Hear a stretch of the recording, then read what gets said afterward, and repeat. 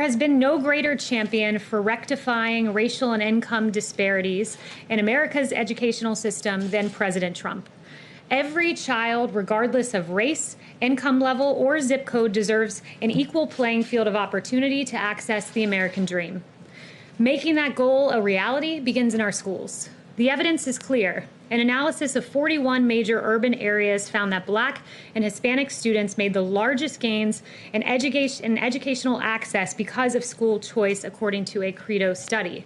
That is why President Trump has been clear in saying in his State of the Union, for too long, countless American children have been trapped in failing government schools.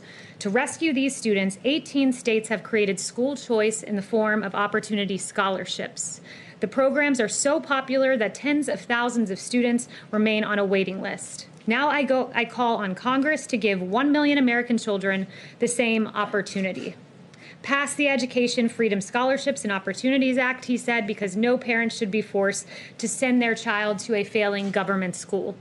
Well, now, if Democrats have their way, children will not have access to schools at all, and that is not acceptable to President Trump. President Trump continues to fight for equal opportunity in our schools by boldly and firmly underscoring the absolute necessity of America's schools to reopen this fall. The data is clear. Sustained school closures hurt students who have fewer resources the most.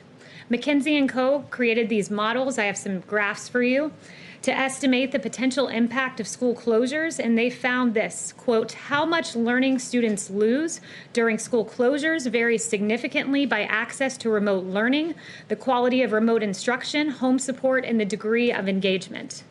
As you can see in this chart, students who experience average quality remote learning progress, but at a slower pace. Students who are getting lower quality remote learning stagnate at current grade levels, and students who are not getting instruction at home lose significant ground, with some students dropping out altogether.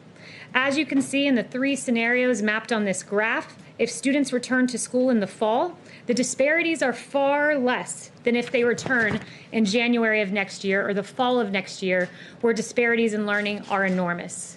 But school closures affect more than just learning. As the NAACP has pointed out, for students of color at all levels across the country, school closings create problems even more urgent than the interruption of their educations. Schools also serve as a community nexus for food and for housing.